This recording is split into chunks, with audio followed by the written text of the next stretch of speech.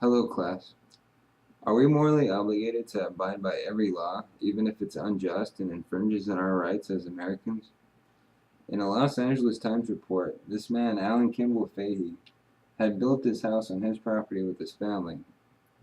He used to be a utility worker, and they had built this house out of utility poles and several other materials that they could salvage. And it took him 30 years to complete it, and it's actually held as a tourist attraction. People have come from all over to see it. And after 30 years of living in this house, the state of California has ordered him to tear it down because it violates certain building codes. He's been given a court date of July 8th and given a set of guidelines to abide by until that court date, including meeting with the city to come up with a plan to tear down the house. And if he fails to abide by that guideline, then he faces a 7-year jail sentence and over $6,000 in fines. This is clearly a violation of his constitutional rights. When the Constitution was written by our forefathers, it was meant to be easy to understand so that any common person can decipher it. Also in the Constitution was a system for passing laws that was intentionally meant to be cumbersome to protect citizens from having to live with an excessive number of laws and to prevent laws from being passed that could be potentially prejudiced or arbitrary. A law starts off as an idea. That idea is presented to your congressman, who turns it into a bill. That bill is then given to the Senate committee to be voted on. If it passes their vote, then it's given to the House of Representatives, where they vote on it. If it passes their vote, then it's sent to the governor or the president, depending on what kind of a law it is. We're gonna say it's a state law, so it goes to the governor. The governor can either sign it into law or he can veto it. If he chooses to veto it, then it's sent back to the Senate committee for another vote. And if it gets 2/3 of their vote, then it's signed into law, regardless of the governor's veto. The problem with this is that the Senate committee can consist of lobbyists for special interest companies. In an article by the National Public Radio, it gives it's a pretty extensive article, but it's just a small example of how laws can be influenced by a handful of people in their special interest. And in this particular article, it has a couple stories of people that one in particular is a contractor that lives out of the back of his station wagon. He cruises around and does odd jobs to survive. And one night it was really cold, and he goes into a Walmart to get a blanket, or to steal a blanket. And on the way out, he gets caught and immediately arrested and thrown into jail. While in jail, he's notified that he has a $3,500 bond, and all he has to do is come up with 10% of that, and he can walk out. But he doesn't even have that, otherwise he wouldn't have stolen the blanket to begin with. And this is kind of a way the justice system rewards the wealthy and punishes the poor, because anybody that has money can make that bail and get out. Where guys like this contractor, they don't have the money, so they remain in jail. The jails used to have a pretrial release program, which would release offenders, nonviolent offenders, on their own recognizance, and they would be supervised until their actual court date.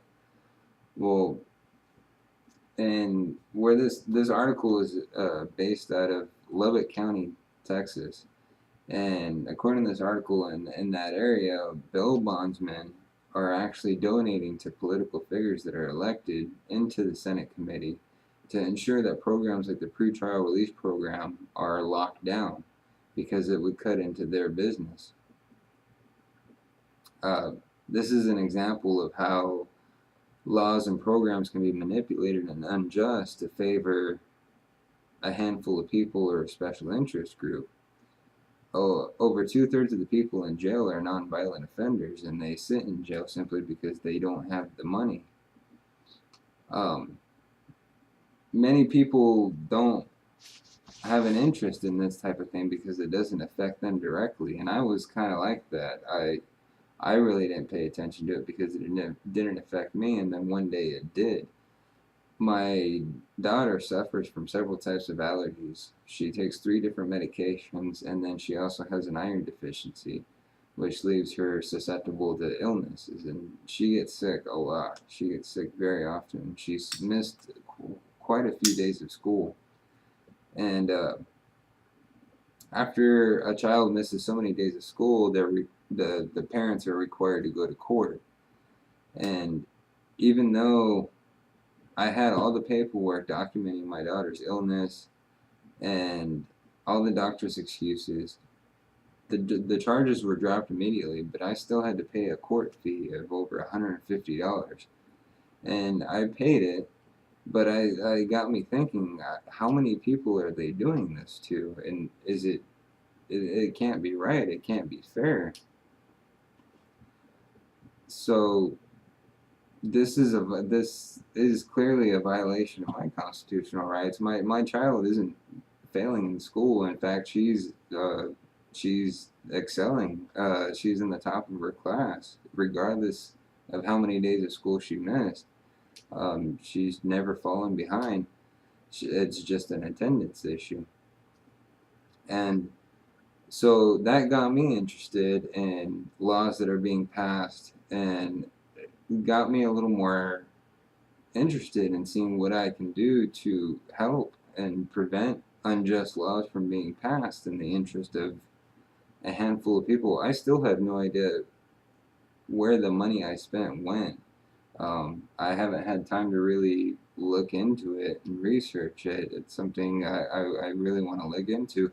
And that's kind of the purpose of my speech, is to persuade the audience into thinking about this stuff. Hopefully my speech will ignite a little spark and get people more involved to represent your state, have a voice.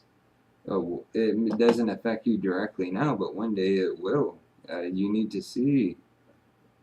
Uh, you need to see who exactly who is being elected into your House of Representatives, who is representing you. Because so far, political figures haven't been too impressive. They make mistakes just like everybody else, and by not getting involved in representing your state and finding out how you can be involved, you're letting other people make decisions for you, and that's not the way it's supposed to be. That's not the way America was founded. It was this place was made for the people. We are supposed to have a voice, and we are supposed to have say so. And the way the office is run. So that is the purpose of my speech, to persuade all of you to get involved more in your state. Uh, have a voice, write to your congressman, see what see what's going on. Thank you.